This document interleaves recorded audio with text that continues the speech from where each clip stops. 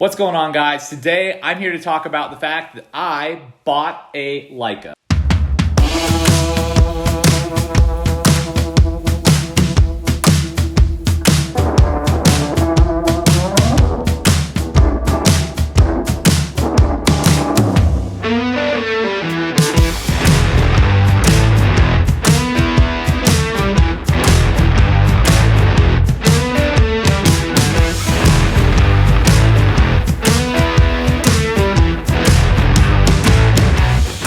So here's the thing. You're going to sit there and you're going to say, Alex, why would you drop that kind of money? Why would you buy a film camera, a high dollar film camera, I might add, in 2022?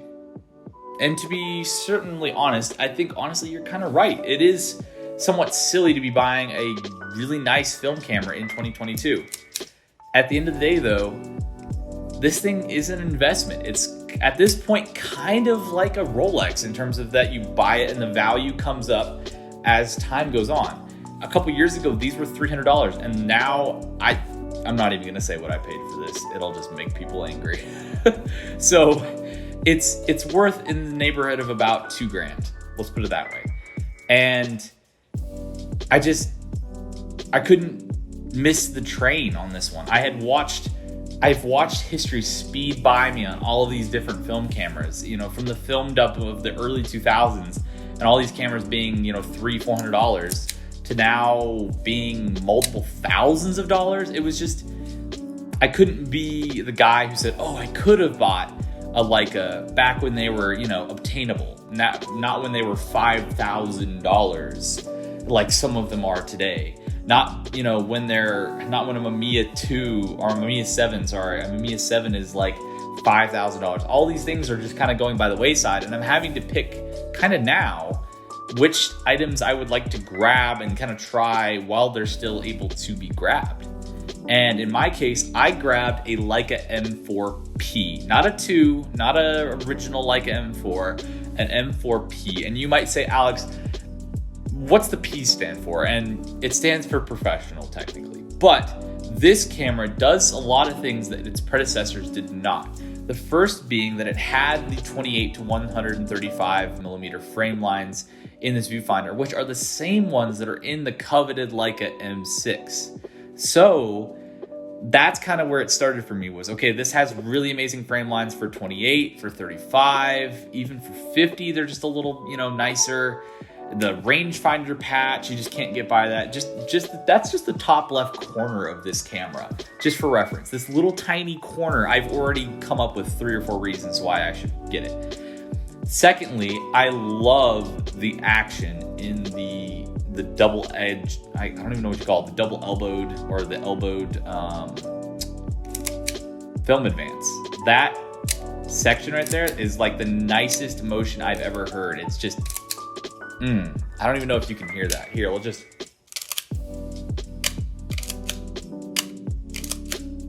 Isn't that just nice? Isn't that just like the most amazing thing you've ever heard?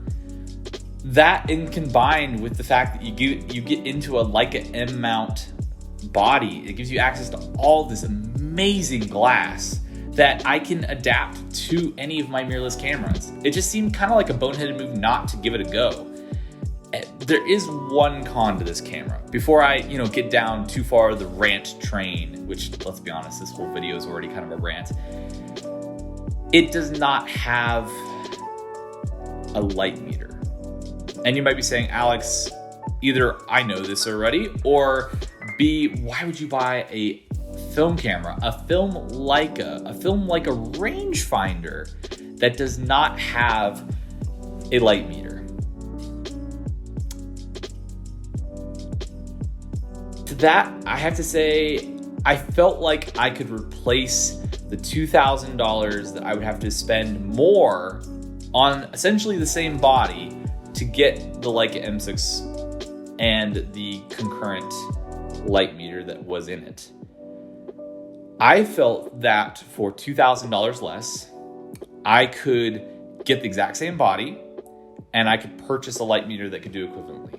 I watched video after video about, the Kex light meter or the TT Artisan light meter, or the little hot shoe ones, or even the Voigtlander, or even the Leica meter. And I came down to the conclusion that if I were to get a light meter such as the Kex meter, which was tested by Matt Day as being pretty much spot on with the M6 meter, and it's $130. The investment I would be making into the $130 to make this into basically a fully functional M6 with a little bit of head dressing on it, I couldn't do it. I couldn't pull the trigger on an M6, and I don't think my bank account would have liked me that much either. I just felt like this was going to be the better rangefinder experience because I didn't have to deal with light meter in the frame lines, or it's just outside the frame lines technically on the bottom with that little arrow. It's like two dumb arrows going right and left, and then a dot in the middle to let you know that you got it right. That's not in this camera, and I'm honestly relieved about that. That is something that I found distracting when testing these things out at work. So I decided to go this direction, and I'm really excited to kind of show you guys what's coming next. I'm gonna try and get out tomorrow with my wife. We're gonna go shoot some film, a little bit of digital. I'm debating Kate's Cove. I'm debating hitting up some really cool waterfalls that I know about.